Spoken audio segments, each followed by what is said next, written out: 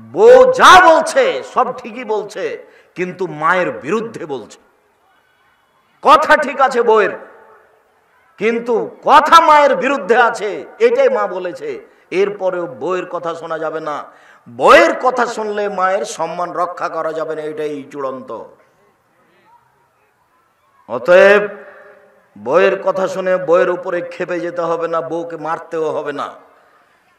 বউকে চট করে জানি তালাকের কথা বলেন না, এই তোকে 3 তালাক, 1 তালাক, 2 তালাক, 3 তালাক, বা এইভাবে বলেন কেন? এটা তো বেকায়দা হয়ে গেল।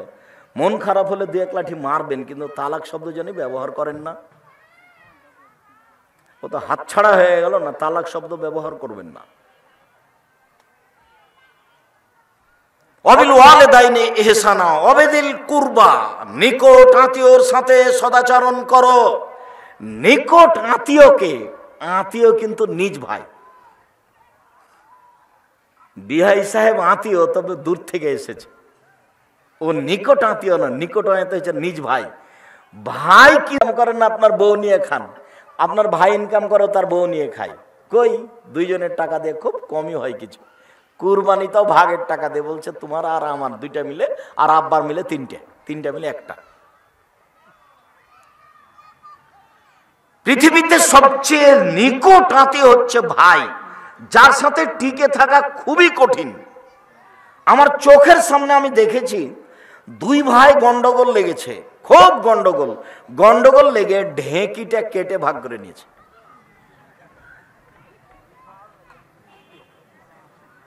এর নাম ভাই, এর সাথে টিকে থাকা খুব কঠিন। আপনার বড় ভাইয়ের সাথে গন্ডগোল হয়েছে, আপনাকে হাত ধরে ক্ষমা নিতে হবে, এ কথাই ঠিক। ভুল আপনার বড় ভাইয়ের, আপনাকে হাত ধরে ক্ষমা নিতে হবে, এ কথাই ঠিক, এটাই নীতি।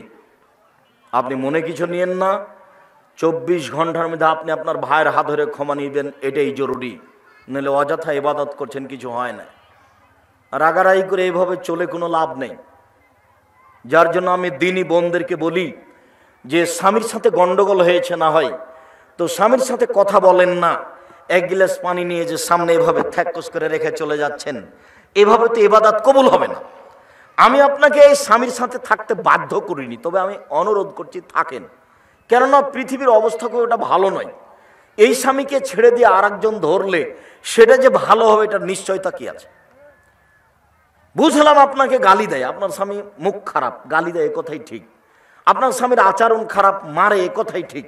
এরপরেও আমি অনুরোধ করছি, আমি আপনার দিনী ভাই, আপনার দিনী ভাই হিসাবে আমি বলছি আপনার স্বামীকে মেনে চলেন, জান্নাত হবেই। মহিলাদের জন্য জান্নাত সহজ, যদিচ আল্লাহর নবী জাহান্নাম দেখছেন আর বলছেন যে আমি বেশিরভাগ মানুষ জাহান্নামে দেখছি নারী। জাহান্নাম বলতে নারী আর নারী, জাহান্নাম বলতে নারী আর নারী। এর পরে আল্লাহর নবী বলছেন নারীদের জান্নাতে যাওয়া সহজ। 4টা কাজ করলে নারীরা জান্নাতে চলে যাবে। পৃথিবীতে এমন কোনো 4টা কাজ নেই যে কাজ পুরুষ করলে জান্নাতে চলে যাবে, এরকম কোন কাজ 4টা পৃথিবীতে নেই। মহিলারা যদি 4টা কাজ করে তাহলে জান্নাতে চলে যাবে। 1, 5 ওয়াক্ত সালাত। এই মেয়ে, কথা বলছো কেন? তোমাকে কখন থেকে চুপ থাকতে বলছি, আপনি একজন মহিলা মানুষ, কথা বলেন কেন? মুখ বন্ধ করেন, মুখ বন্ধ করেন। আপনি কথা বলছেন কেন? কেউ যদি আপনার গায়ে আঘাত করে তবে আপনি কথা বলবেন না, একবার মুখ বন্ধ করে থাকেন। মহিলারা 4টা কাজ করলে জান্নাতে চলে যাবে। 1, 5 ওয়াক্ত সালাত, নামাজ। 2, রমজান মাসে রোজা। 3, স্বামীকে মেনে চলা, এই দেখেন। 4, জেনায় লিপ্ত না হওয়া। তো কোন নারীর যদি জেনা ঘটে যায় তাহলে রাসূল সাল্লাল্লাহু আলাইহি সাল্লাম বলছেন, আল্লাহ তাআলা বলেন অনাহা নাফসা আনিল হাওয়া ফাইনাল জান্নাতা হিয়াল মাওয়া। কোন মহিলা যদি অশ্লীল কাজ থেকে নিজেকে ঠেকিয়ে দিতে পারে, আজ থেকে আর অশ্লীল কাজে লিপ্ত হব না, এই বলে যদি কোনো পুরুষ নারী নিজেকে ঠেকিয়ে দিতে পারে, আর করবে না, তাহলে আল্লাহ বলছেন আমি তাকে জান্নাতুল মাওয়া দিলাম। তা আপনার হয়েছে, ভুল হয়েছে, আপনি বন্ধ করেন। 4টা কাজ করলে আপনার জন্য জান্নাত সহজ। 1, 5 ওয়াক্ত সালাত, 2 রমজান মাসে রোজা সিয়াম, 3 স্বামীকে মেনে চলা, 4 জেনা লিপ্ত না হওয়া, জান্নাতের সব দরজা খোলা। এই কথা মুহাম্মদ সাল্লাল্লাহু আলাইহি ওয়াসাল্লাম বলেন, আমি বলিনি।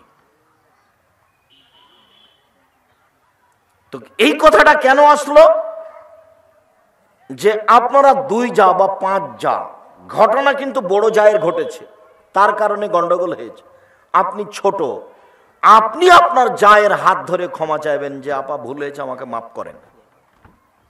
এটা সহজ হবে? ও আপনার বড় যাও, ও আগে এসেছে এই বাড়িতে, ও আপনার কাছে হাত ধরে ক্ষমা নিতে কষ্ট পায়, লজ্জা পায়। কথা বুঝাতে পারি না মনে হয়? আপনার জন্য এটা সহজ। আপনি কেন এভাবে বলতে চাচ্ছেন? ভুল কি আমি করেছি নাকি? আমি মারামারি করেছি না? আমি গালি দিয়েছি কিনা? হ্যাঁ বুঝলাম, ভুল আপনার বড় যাই করেছে, কথাই ঠিক, কিন্তু আপনার জন্য আগে যেতে হবে, আগে যাওয়া উচিত, এ কথাও ঠিক।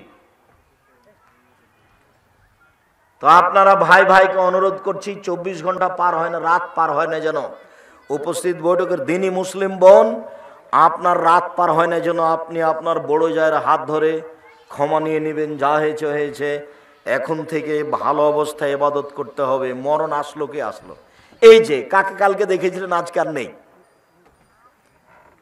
মরণ তো একেবারে অল্প সময়ের জন্য। এইভাবে মন কষাকষি করে চলে কি হবে?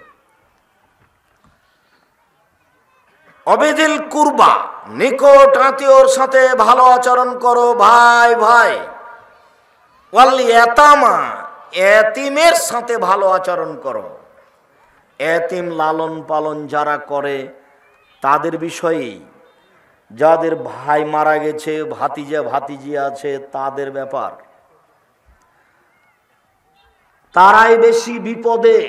ভাই মারা গেছে, ভাতিজা ভাতিজি আছে, প্রতারণা দিয়ে জমি দখল করে নিয়েন না, সব সময় খোঁজ রাখতে হবে তাদের। আল্লাহর নবী বলেন, পৃথিবীর মানুষ শুনে রেখো, কেউ যদি এতিমের দেখাশোনা করে তাহলে সে ব্যক্তি আর আমি জান্নাতে এইভাবে থাকব। তর্জনী এবং মধ্যমা আঙ্গুলকে তিনি জমা করলেন, অফাররাকা বাইনাহুমা, দুইটার মধ্যে একটু ফাঁকা করলেন। দেখো দেখো দেখো, এতিমের যে লালন পালন করে সে ব্যক্তির আমি জান্নাতে এইভাবে থাকব। তর্জনী মধ্যমায় দুটি আঙ্গুল দিয়ে ইশারা করলেন, মধ্যে একটু ফাঁকা রাখলেন। এখানে আর একটা কথা আছে, আল্লাহ নবী বলছেন, কেউ যদি 2টা বেটির লালন পালন করে, মেয়ের শিক্ষা দীক্ষা দেয়, বিবাহ শাদী দিয়ে দেয় বাপ হয়ে, তাহলে আমি মুহাম্মদ সাল্লাল্লাহু আলাইহি ওয়াসাল্লাম আর ওই বাপ জান্নাতে একসাথে থাকবো। তখন আঙ্গুল দুটি দেখালেন, তখন জমা করে দিয়েছে। মেয়ের লালন পালনের দাম বেশি। 10টা ছেলেকে মাস্টার ডিগ্রি পাস করালে জান্নাত হবে, এই কথা মুহাম্মদ সাল্লাল্লাহু আলাইহি ওয়াসাল্লাম বলেননি। পড়াতে হবে, আপনি বাধ্য, তাই পড়াচ্ছেন। জন্ম দিয়েছেন, পড়াবেন, আপনি বাধ্য। এর বিনিময়ে জান্নাত হবে, এই কথা মুহাম্মদ সাল্লাল্লাহু আলাইহি ওয়াসাল্লাম বলেননি। বড় ওকে লাঠি দিয়ে পিটাতে হবে, এই কথা মুহাম্মদ সাল্লাল্লাহু আলাইহি ওয়াসাল্লাম বলেন। কিন্তু 2টা মেয়ে লালন পালন করেন, তখন বিনিময় জান্নাত। তখন আঙ্গুল দুটি আল্লাহ রাসূল কিভাবে দেখালেন বলেন তো? মনে থাকবে না মনে হয়। তখন জমা হয়েছিল। আর যখন দেখাচ্ছিলেন এতিম, আর যখন দেখাচ্ছিলেন এতিম, তখন একটু ফাঁকা করেছিলেন। অল ইয়াতামা, এতিমের লালন পালন। আনাস রাদিয়াল্লাহু তাআলা আনহু বলেন, যা রাজুলুন নবী সাল্লাল্লাহু আলাইহি শাকা কলবহু কাসওয়াতা কলবিহি, আল্লাহর নবীর নিকটে একটা লোক এসে বলল, আল্লাহর নবী, আমার অন্তরটা খুব শক্ত, মানুষ টাকা পয়সা চাইলে দিতে পারি না, কৃপণতা চেপে ধরে, ভেতরে কোনো মায়া মহব্বত বোঝা যায় না। এইখানে আর একটা বাক্য বলে রাখছি, যেটা আরো 2-1 দিন বলেছি, মনে আছে? এই ছেলে শোনো, তোমাকে বলছি, আজ থেকে বাড়িতে বের হলে তুমি তোমার মাকে বলে দিও, আম্মা কিছু খুচরা টাকা আমার পকেটে দিবেন, 5-10 টাকা 20 টাকা। ফকির ভিক্ষা চাইলে আমি যেন বের করে দিতে পারি। ফকির ভিক্ষা চাই, তখন আমার পকেটে 500 টাকা নোট থাকে, আমি তখন বলি আমাকে মাফ করো। আমি ফকিরের কাছে কত ক্ষমা চাইবো মা, আপনি আমাকে কিছু খুচরা টাকা দিয়েন। তার আপনাকে বলছি, স্ত্রীকে বলে দিয়েন তার স্বভাব পরিবর্তন করতে হবে। স্ত্রীর স্বভাব হতে হবে আপনার মায়ের মতো। আপনার মা 16 জন মানুষের ভাত রান্না করতে কোনোদিন ভারী মনে করেনি। আপনারা ছিলেন 10 ভাই বোন, বাড়িতে ছিল 2 জন কিষান কামলা, 12 জন। তারপরে আপনার বাপ মা 14 জন। আপনার বাপের অভ্যাস ছিল মসজিদ থেকে ফকির ধরে আনা, 2 জন ফকির ধরে নিয়ে এসছে রাতে।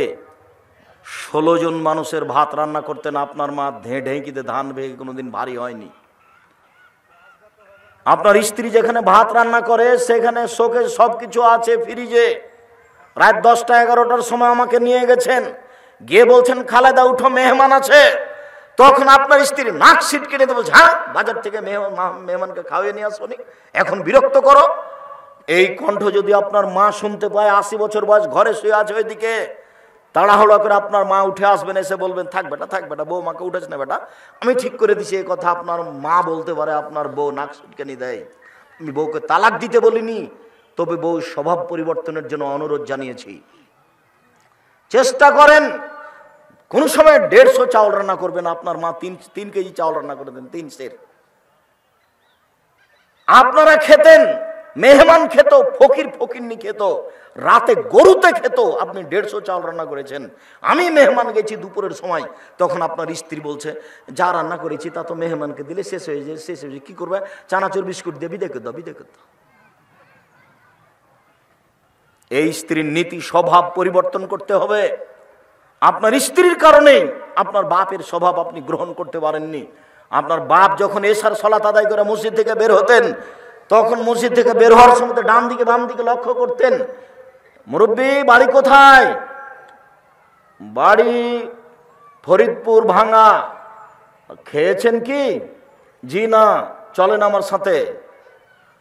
আজকে আপনি নিয়ে যান, আপনার স্ত্রী যদি নাক সিটকানি ধমক দেয় তো কালকে নিয়ে যেতে পারবেন না, তখন আর খোঁজই নেবেন না যে ওইকে। যার জন্য মায়ের স্বভাবে আপনার স্ত্রীকে ফিরে যেতে হবে, আপনাকে ফিরে যেতে হবে বাপের স্বভাবে। মানুষকে খাদ্য দেওয়া শিখতে হবে। আপনি কেন এই কথা বললেন, আপনার স্ত্রী কেন ভারী মনে করে?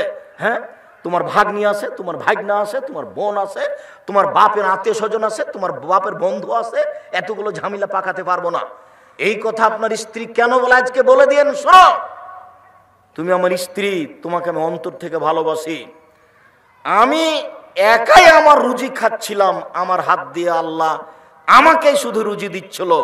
তুমি এসেছ, আমার হাত দিয়ে আল্লাহ রুজি দেয় 2 জনকে, তোমাকে আর আমাকে। আমাদের ছেলে মেয়ে হলো 2 জন, এখন আল্লাহ রুজি দেন আমার হাতে 4 জনকে। আমার ভাগ্নি আছে, আমার হাত দিয়ে রুজি দিবেন 5 জনকে। আমার ভাগনা আছে, রুজি দিবেন 6 জনকে। আমার বোন আছে, রুজি দিবেন 7 জনকে। আমার ভগ্নিপতি আছে, রুজি দিবেন 8 জনকে। আমার বাপের একজন বন্ধু এসেছেন, রুজি দিবেন 9 জনকে। সব রুজি আল্লাহ আমার হাত দিয়ে দিবেন। বলো তুমি রুজি আল্লাহ বাড়ালেন না কমালেন?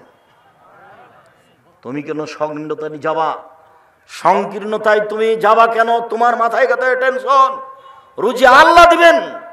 তুমি আজকে বলে দিবে আম্মা চিন্তা করবেন না, আপনাকে পৃথক হতে হবে না। আপনি আমার কাছে খাবেন, আব্বা আমার কাছে খাবে, বোন আমার কাছে খাবে, ভাগনা আমার কাছে খাবে, ভাগ্নি আমার কাছে খাবে, দুলা ভাই আমার কাছে খাবে, আমার বাপের যত আত্মীয় স্বজন আছে সব আমার কাছে খাবে। চিন্তা করবেন না, আল্লাহ ব্যবস্থা করে দিবেন। আপনি 3 মাস পদক্ষেপ নেন, বরকত বেশি হয়েছে। বরকত ভিন্ন জিনিস, রুজি ভিন্ন জিনিস। কতবার বললাম, রুজি ভিন্ন জিনিস, বরকত ভিন্ন জিনিস। প্রত্যেকটা জিনিসে বরকত আছে। এই টেবিলটা তো বরকত আছে, টেবিল একটা জিনিস, এতে বরকত আছে। কি আব্দুল রাজাক সাহেব বরকত বুঝতে পারলেন না? আপনার দাদার হাতের একটা টেবিল বানানো আছে, 50-60 বছর থেকে আছেই। আপনার বাপ বা আপনি একটা কাল টেবিল বানিয়েছেন, টেবিলটা বানিয়ে এখানে রেখেছেন, বই শুধুমাত্র মিস্ত্রিটা বের হয়েছে, আর উপরে একটা বস্তা ছিল, টেবিলের উপরে পড়ে টেবিলটা ভেঙে গেল। বুঝাতে পারলাম না? তার নাম বরকত, ওটা তা আছে, এতে বরকত নেই। রুজি ভিন্ন জিনিস, বরকত ভিন্ন জিনিস। আল্লাহ নবী বললেন ফাকদিরহুলি ওয়া ইয়াসসিরহুলি ওয়া বারিকলি ফিহি, আল্লাহ এই কাজ আমাকে করতে দাও, এই কাজে আমাকে এতে বরকত দাও, এই কাজ আমার জন্য সহজ করে দাও। 3টা কথা লাগবে। বগুড়া জজের সাথে আমার 10 লক্ষ টাকার চুক্তি হয়েছে। আমার ভাইকে ছেড়ে দিবে। আমি 10 লক্ষ টাকা জজের হাতে দিয়ে দিয়েছি, আমি এখন শক্তিশালী, আমি এখন পারবো। কিন্তু কাজটা সহজ হয়নি।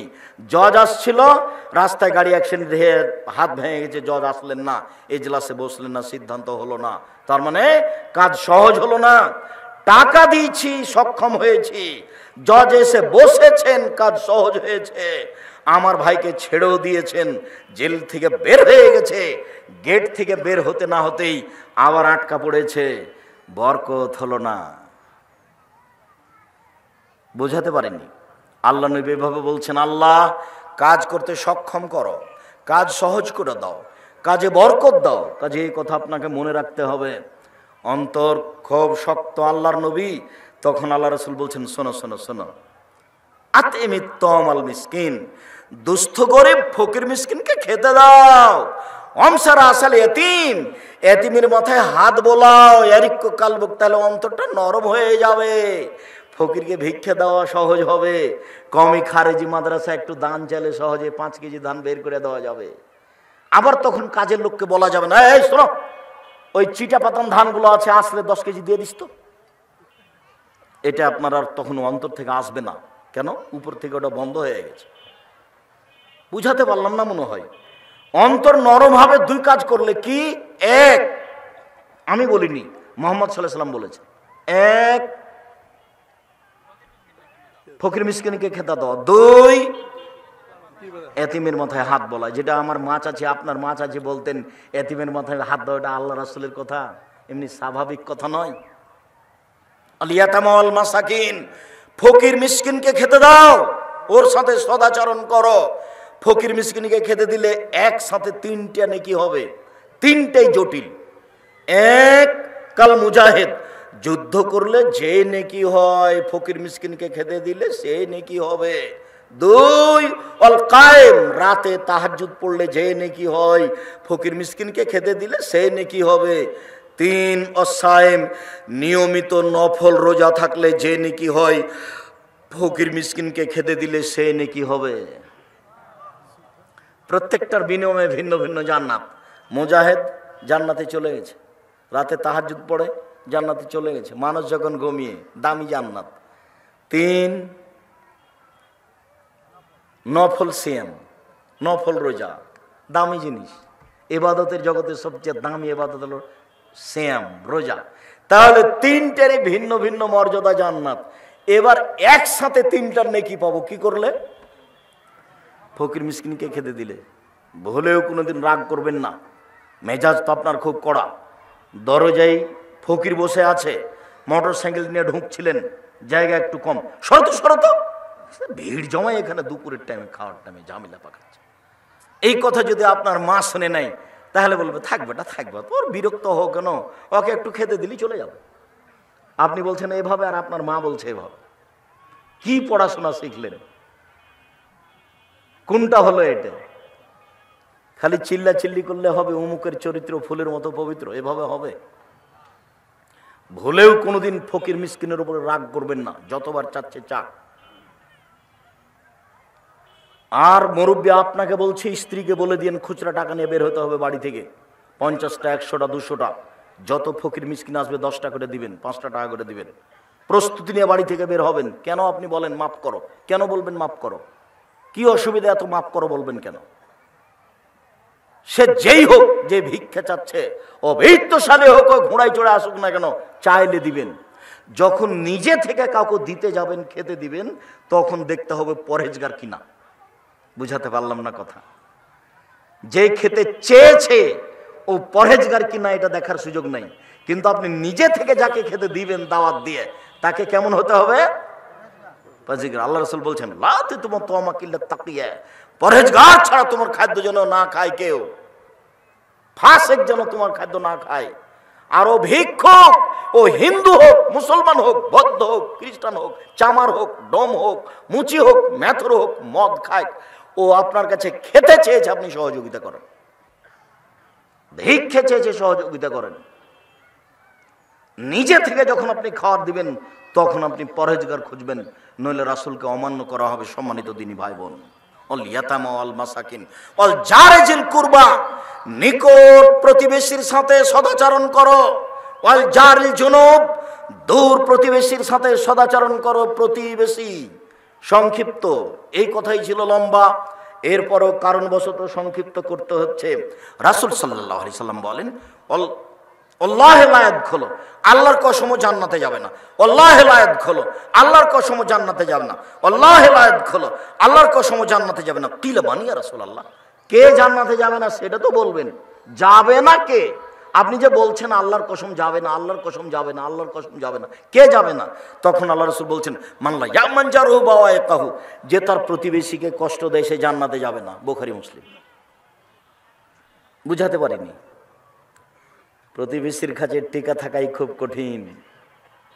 আমার খারাপটা বলাই তার কাজ। আমি ঢাকায় আছি, আপনি ঢাকায় আছেন, তা আপনি বলছেন আম্মা এক কাজ করেন তো আম্মা, ওই যে আমাদের পাড়ার পাশে যে চাচি ছিল না, ওই চাচিকে 500 টাকা দিয়েন তো আম্মা। তখন আপনার মা বলছেন, করেছিস কি? সব সময় তোর বদনাম করে, ওকে টাকা দিবি? জামা ওকে দিতে হবে। চাঁপাইনবাবগঞ্জের ভাষাতে বলে, শত্রুকে বড় পিঠে বসতে দিতে হয়। এই ভাষা বুঝেন কি না, যাকে ভাষা বোঝানোর দরকার নাই। প্রতিবেশীকে খারাপ লাগছে এ কথাই ঠিক, এরপরেও তাকে সহযোগিতা করতে হবে, খেতে দিতে হবে, এ কথাই ঠিক, তার নাম প্রতিবেশী। আবু হুরায়রা রাদিয়াল্লাহু তাআলা আনহু বলেন, রাসূল সাল্লাল্লাহু আলাইহি ওয়াসাল্লাম বলেছেন, মান কানা ইউমিন বিল্লাহি ওয়াল ইয়াউমিল আখির ফালা ইউজিরাহু, যে ব্যক্তি আল্লাহকে বিশ্বাস করে, পরকালকে বিশ্বাস করে, সে যেন প্রতিবেশীকে কষ্ট না দেয়।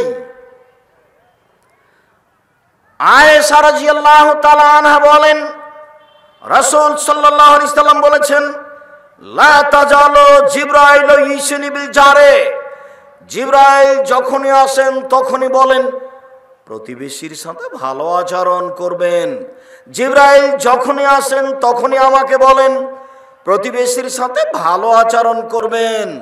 জিবরাইল যখনই আসেন তখনই বলেন প্রতিবেশীর সাথে ভালো আচরণ করবেন। জানান তো, আমি মনে করলাম, বলার কারণে মনে করলাম, এত বলতে লাগলেন, বলার কারণে মনে হচ্ছে সৈয়রসহু, কখন এসে বলবেন যে জমি দিয়ে দিতে হবে, ভাগ দিতে হবে। বাক্য বুঝা গেল না। মানে জিবরাইল এত বলাতে মনে হচ্ছে যে কখন এসে জিবরাইল আমাকে বলবেন যে প্রতিবেশীকে কি দিতে হবে, জমির ভাগ দিয়ে দিতে হবে। জমির ভাগ তো আমার ভাই পাবে, জমির ভাগ তো আমার বোন পাবে। জানি না বাপ মরার পরে আপনাদের এলাকাতে জমি ভাগ হওয়া দেরি হয় নাকি। বুঝেও বুঝে না ওরা অন্তর আছে, বুঝে না, দেখেও দেখে না ওরা চক্ষু আছে, দেখে না, শুনেও শুনে না ওরা কান আছে, শুনে না। উলায়েকা কালানাম, তারা পশু প্রাণীর মতো, তারা গরু ছাগলের মতো, তারা কুকুর শ্রীগালের মতো। বাল হাজাল বরং তার চেয়ে খারাপ। কুকুর শ্রীগালের চেয়ে খারাপ মানুষ, কুকুর শ্রীগালের চেয়ে খারাপ কে? তোমার বাপ। আব্দুর রাজ্জাক সাহেব, আপনাকে খুব সম্মান করে, এভাবে কষ্ট দিয়ে না, দুঃখিত, আমি তোমাকে কষ্ট দিতে চাইনি। তোমার দাদা মরা 10 বছর হলো, তোমার বাপ জমি পাবে সকালে আর তোমার ফুফু জমি পাবে বিকেলে, এরকম না একসাথেই পাবে। তো 10 বছর হলো, তোমার বাপ এখনো দেয়নি। তোমার বাপকে যদি কুকুর শ্রীগালের চেয়ে আমি খারাপ প্রমাণ করতে না পারি, আমি জাতির সামনে বক্তব্য দিব না। 30 বছর থেকে বলছি, আজকেও বললাম। কোন শরমে তোমার বাপ জমি রেখেছে? তার ভিত্তি কি? মাটি দিয়ে এসে জমি ভাগ করতে হবে, তারপরে কোনো কথা। মাটি দিয়ে এসে জমি ভাগ করতে হবে, তারপরে কোনো কথা। বলছে আমাদের ভাই বোনে কোনো গন্ডগোল নেই, সে কথা পরে। জমি ভাগ হয়ে যাওয়ার পরে গন্ডগোল না হওয়া পরে। এইটা যদি গাইবান্ধা রংপুরের কাছাকাছি বগুড়া জয়পুরহাট হয়, তাহলে তার মানে হলো যে যদি বোন এসে জমি চায়, তাহলে ওকে বলতে হবে তুই আর জীবনে বাড়িতে আসবি না। তার নাম ভাই বোন। আপনি জমি খাচ্ছেন কিসের ভিত্তিতে? কেন আপনি খাচ্ছেন? এক সন্ধ্যায় এক টাইম খাওয়ার প্রমাণ দিতে হবে।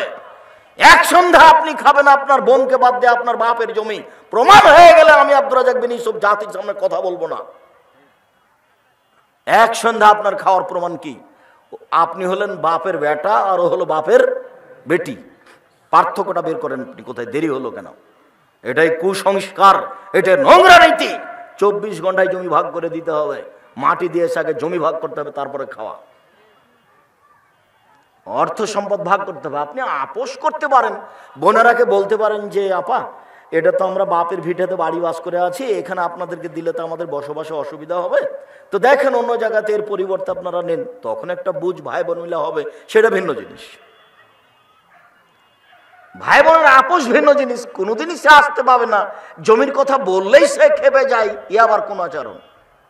বুঝেও বুঝে না ওরা, অন্তর আছে বুঝে না, দেখেও দেখে না ওরা, চক্ষু আছে দেখে না, শুনেও শোনে না ওরা, কান আছে শোনে না। ওরা একা কালানাম, তারা পশু প্রাণীর মতো, তারা গরু ছাগলের মতো, তারা কুকুর শ্রীগালের মতো, বাল হওয়া জল বং তার চেয়ে খারাপ। এ কথা আমি বলিনি, এ কথা আল্লাহ বলছেন। সম্মানিত দিনী ভাই বোন, আবু হুরায়রা রাদিয়াল্লাহু তাআলা আনহু বলেন, রাসূল সাল্লাল্লাহু আলাইহি ওয়াসাল্লাম বলেছেন, আউয়াল খাসমি ইয়াউমাল কিয়ামাহ জারান, বিচারের মাঠে প্রথম দুইজনের বিচার হবে ছিল দুই প্রতিবেশী। আব্দুর রাজ্জাক সাহেব থামেন থামেন থামেন, আমরা আপনার মুখে একাধিক দিন বক্তব্য শুনেছি, তাতে প্রথম বিচার হবে নামাজের, সালাতের, আর আপনি আজকে বলছেন প্রথম বিচার হবে দুই প্রতিবেশীর। বুঝাতে পারলাম না, একটু বুঝিয়ে বলবেন কি? হ্যাঁ, আল্লাহর হকে প্রথম বিচার হবে সালাতের, নামাজের। আর মানুষের যে পরস্পর একটা হক অধিকার আছে, এই হক অধিকারে বিচার মাঠে প্রথম বিচার হবে কিসের? দুই প্রতিবেশীর। এটা আমি বলিনি, এ কথা মুহাম্মদ সাল্লাল্লাহু আলাইহি সাল্লাম বলেন। রাসূল সাল্লাল্লাহু আলাইহি ওয়াসাল্লাম বলেন, একজন লোক এসে বলছে, আল্লাহর নবী, কাইফা আলামু ইন্নী আসাতু আহসান্ত, আমি কি দিয়ে বুঝবো আমি ভালো মানুষ, আমি কি দিয়ে বুঝবো আমি খারাপ মানুষ? আল্লাহর নবী, আমি কি দিয়ে বুঝবো আমি ভালো মানুষ, আমি কি দিয়ে বুঝবো আমি খারাপ মানুষ? তখন আল্লাহ রাসূল উত্তর দিচ্ছেন, দেখেন, এই ছেলে কি করছো, এদিকে খেয়াল করো। উত্তর, এজা সামিতা মিন জিরানাকা ইয়াকুলু আহসানতা ফাকাদ আহসানতা, যখন তুমি তোমার প্রতিবেশী থেকে শুনবে তুমি ভালো, তখন তুমি ভালো। ওই যে সামিতা মিনহু আসাতা ফাকাদ আসাতা, আর যখন তোমার প্রতিবেশী থেকে তুমি শুনবে তুমি খারাপ, তখন তুমি খারাপ। এবার যদিও স্বাভাবিক গতি, পৃথিবীর যা গতি, তাতে ভালো মানুষকে প্রতিবেশী খারাপ বলে উল্লেখ করে, তবে তা অস্থায়ী। আল্লাহ রাসূল এইভাবে বললেন, প্রতিবেশী যদি তোমাকে ভালো বলে তাহলে তুমি ভালো, প্রতিবেশী যদি তোমাকে খারাপ বলে তাহলে তুমি খারাপ। রাসূল সাল্লাল্লাহু আলাইহি সাল্লাম বলেন, আর বোন, চারটা জিনিস আছে যার সুখময় জীবন তার, চারটা জিনিস আছে যার সুখময় জীবন তার, চারটা জিনিস আছে যার সুখময় জীবন তার। এক, আল জারুস সলে, ভালো প্রতিবেশী। দুই, আল মারাতুস সলে, ভালো বউ, ভালো স্ত্রী। তিন, আল মারকাবুল হানি, একটা ভালো গাড়ি, সাইকেল হলো ভালো হতে হবে, উঠার সাথে সাথে চেন পড়ে গেছে, এটা ভালো নয়। চার, আল বাইতুল ওয়াসি, প্রশস্ত ঘর, অন্তত মেহমান যে ঘরে বসবে সেটা বড় হতে হবে, 5 জন 7 জন 10 জন লোক একসাথে যেন বসে খেতে পারে। জীবনে আপনার মেহমান খানাতে লোকই বসে না, তো এটা কথা হলো? আজ থেকে আপনার স্ত্রীকে বলে দিন আপনার মায়ের স্বভাবে ফিরে যেতে হবে, মাঝে মধ্যে এই বাড়িতে মেহমান ফকির মিসকিন খাবে। 3 দিন যদি ফকির বাড়িতে না আসে, খেতে না চাই, তাহলে স্ত্রীকে বলবেন, এই শোনো খালেদা, শোনো, ব্যাপারটা কি আমি বুঝতে পারি না কিছু গো, উপরে নড়চড় হয়ে গেল নাকি, ফকির কেন আসে না, ফকির কেন কে খেতে চায় না, এর দাম আছে। আপনাকে যদি আমি বুঝাতে না পারি অক্ষম। ফকিরকে অনীহা করতে হবে না, খেতে দিতে শিখতে হবে, এই কথাই ঠিক। রাসূল সাল্লাল্লাহু আলাইহি সাল্লাম বলেন, রাসূল সাল্লাল্লাহু আলাইহি সাল্লামকে বলা হলো, আল্লাহর নবী, ইন্না ফুলানাতান তুজকারু মিন কাসরাতি সালাতিহা সামিয়া সাদাকাতিহা গায়না তুজ জিরানা বিলিসানিহা। আল্লাহর নবী, অমুক মহিলার ব্যাপারে বলা হচ্ছে ও বেশি বেশি সালাত আদায় করে, 1, 2 বেশি বেশি সিয়াম পালন করে, নফল রোজা 2, 3 বেশি বেশি দান খায়রাত করে, তবে জিভা দিয়ে মানুষকে কষ্ট দেয়, ও মুখ দিয়ে মানুষকে কষ্ট দেয়। আল্লাহ রাসূল বলেন, হে ফিন্নার, ও জাহান্নামে যাবে। উপস্থিত দিনী বৈঠকের মুসলিম বোন, হাঁটছেন কেন? কথা শেষ হয়েছে, আমি তো শেষে চলে আসছি। আপনার কথা বুঝে আসে না? গ্রামে বসবাস করেন, জায়ের সাথে বসবাস করেন, জীবনে কোনোদিন মুখ খুলবেন না। প্রতিবেশীর ছাগলে সিম গাছ কেটে খেয়েছে, এই কথাই ঠিক।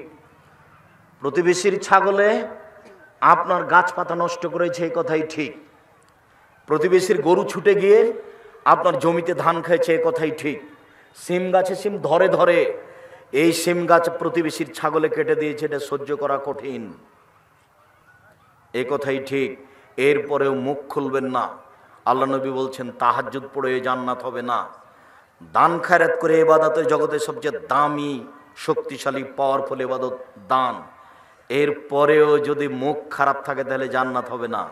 আল্লাহ নবী অমুক মহিলা বেশি বেশি সলাত আদায় করে না, কম কম করে, বেশি বেশি সিয়াম পালন করে না, কম কম করে, বেশি বেশি দান খায়রাত করে না, কম কম করে, তবে মুখে কাউকে কষ্ট দেয় না, হিয়া ফিল জান্নাত, ও যাবে জান্নাতে। আল্লাহ রাসূলের মুখের ভাষা আমি অনুবাদ করে শোনালাম। সম্মানিত দিনী ভাই বোন, আমরা আলোচনার শেষে চলে আসলাম। শেষে চলে এসে আপনাদের নিকটে আমার জরুরি অনুরোধের 1 নম্বর অনুরোধ, মানুষের জীবনে সবচেয়ে জরুরি কাজ 5 ওয়াক্ত সালাত। এর চেয়ে পৃথিবীতে কোনো জরুরি কাজ নেই। মানুষের জীবনে জরুরি কাজ হচ্ছে হালাল রুজি। ওই খুব খারাপ, তখন আপনি গিয়ে যদি বলেন হ্যাঁ ঠিক বলেছিস, আসলেই খারাপ, এবার তাহাজ্জুদ পড়ে জান্নাত কিনেন দেখি। তাহলে 4টে জরুরি অনুরোধ করলাম, মনে থাকবে না মনে হয়। 1, 5 ওয়াক্ত সালাত, 2, হালাল রুজি, 3, কোরআন তেলাওয়াত। শেষ পর্যন্ত সূরা ইখলাস। কিছু যদি না পারি, সূরা ইখলাস বুঝেন? কুল হুয়াল্লাহু আহাদ কয়বার? 3 বার। তাহলে কি হবে? 1 বার কোরআন মাজিদ পড়ার সমান নেকি হবে। বিশাল ব্যাপার। নেকিতে একবারে ব্যাগ ভর্তি করে নেন। আল্লাহর অভাব নাই, নেকি দিয়ে আপনার বাড়ি ঘর পূর্ণ করে দেবেন আল্লাহ। নেকির অভাব নাই। নেন 1 মিনিটে 3 বার, 1 মিনিটে 3 বার, প্রতি 1 মিনিটে 1 বার কোরআন মাজিদ পড়া নেন, কোনো সমস্যা নেই। ওটা আল্লাহ নবী বলেছেন, আমাদেরকে এখানে কিছু বলারও নাই, করারও নেই। মুহাম্মদ সাল্লাল্লাহু আলাইহি ওয়াসাল্লাম যা বলেছেন তাই বলছি। পরের কথাটি, জামিয়া সালাফের জন্য আন্তরিকভাবে দোয়া করবেন। আমার জীবনে বড় স্বাদ, আমি উন্নত মানের প্রতিষ্ঠান গড়বই ইনশাআল্লাহ, যেখানে ছেলে মেয়ে বাংলা, ইংরেজি, আরবি উন্নত মানের শিক্ষা অর্জন করে জাতির অন্যায়ের বিরুদ্ধে লড়বে মুখে কলমে মিডিয়ায়। সে অপেক্ষায় আমি আছি। 2 প্রতিষ্ঠানে আপাতত 4000 ছেলে মেয়ে পড়াশোনা করে, ভিন্ন ভিন্ন অবস্থানে জায়গায় তারা থাকে, প্রায় সবাই আবাসিক। প্রতি মাসে বেতন লাগে প্রায় 24 লক্ষ। নির্মাণের কাজ হচ্ছে। যেইটা জামিয়া সালাফের রূপগঞ্জ, নারায়ণগঞ্জ, ঢাকা, সেখানে একটা মসজিদ তৈরি হবে, যার 1 তলাতে মুসল্লি ধরবে 10,000। 200 শতক জমি বরাদ্দ করা হয়েছে মসজিদের জন্য। আর যেটা আপনার বাড়ির পাশে রাজশাহীতে, সেটা হলো 90 শতকের উপরে, যেখানে 3000 মানুষ একসাথে সালাত আদায় করতে পারে, যে কোনো সময় দেখে আসতে পারেন। দোয়ার জন্য অনুরোধ জানাচ্ছি। উপরে কবুল হয়ে গেলে সব সহজ, আর যদি উপরে কবুল না হয়, সারা দুনিয়া মিলে যদি চেষ্টা করি লাভ হবে না। অতএব দোয়ার জন্য অনুরোধ থাকছে। আর জামিয়া সালাফের মুখপাত্র পত্রিকা মাসিক আল ইতিসাম পত্রিকা 20-25 টাকা আপনার কাছে যেন বড় মনে না হয়, আপনি নেবেন, এটা আমার বিনীত অনুরোধ। ব্যয়বহুল খরচ আছে, অনেক শ্রম মাসিক আল ইতিসাম পত্রিকার পিছনে। সাথে সাথে আরও যেসব বই আছে, কে বড় ক্ষতিগ্রস্ত, কে বড় লাভবান, আদর্শ নারী, আদর্শ পরিবার। আর আমি যে বইটা বের করেছি পোশাক এবং নামাজের উপরে, সলাতের উপরে, আমিও ভাবছি যে ব্যতিক্রম সুন্দর বইটি পোশাক। আর দুয়ার বই তো আছেই, কেন নির্যাতন কি তার প্রতিকার, আর সমধিকরণে মর্যাদা চাই। আর আব্দুল্লাহর বই তো আপনারা কিনবেন, মিন্নাতুল বারি, বুখারীর ব্যতিক্রম ব্যাখ্যা, এছাড়া তাওজিহুল কোরআন, তাফসির, এগুলো আপনারা সংগ্রহ করেন।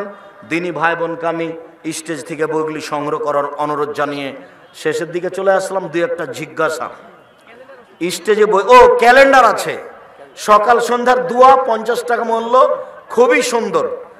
আবার সারাদিনের দোয়া, সলাতের পরের দোয়া, আর এবং দৈনন্দিনের ক্যালেন্ডার, তারিখের, সেগুলো নিয়ে যাবেন।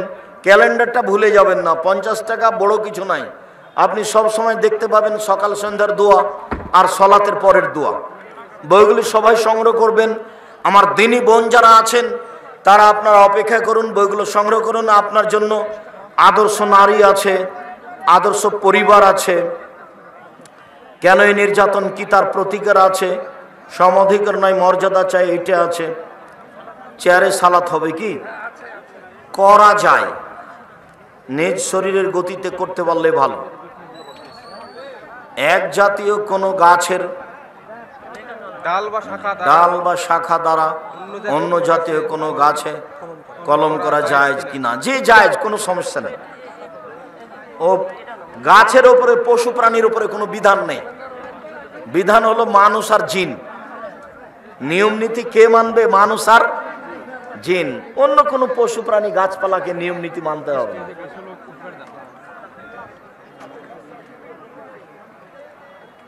আপনারা কেউ স্টেজে আসি পাশ থেকে বই পুস্তক নেবেন। কোন মুসল্লি যদি ইমামের সাথে সালাতের রুকু অবস্থায় শামিল হয় তাহলে এটা রাকাত হবে কি? জি, রুকুই রাকাত। জি, রুকুই রাকাত।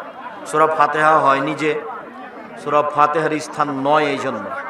এরপর আল্লাহ নবী বলেছেন রুকুই রাকাত, অতএব রুকুই রাকাত। হুজুর, আমার ছেলের নাম রেখেছি মোহাম্মদ গোলাম রব্বি, এ নামে ডাকা যাবে? জি, যাবে। গোলাম রব্বি মানে আমার প্রতিপালকের গোলাম। গোলাম নবী হবে না, গোলাম নবী হবে না, গোলাম রব্বি হবে।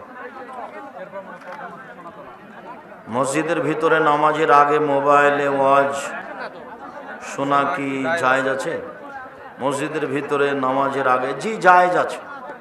তো নামাজের আগে হবে না, অবসর সময়ে হতে হবে, তখন তো সুন্নাত পড়ার সময়।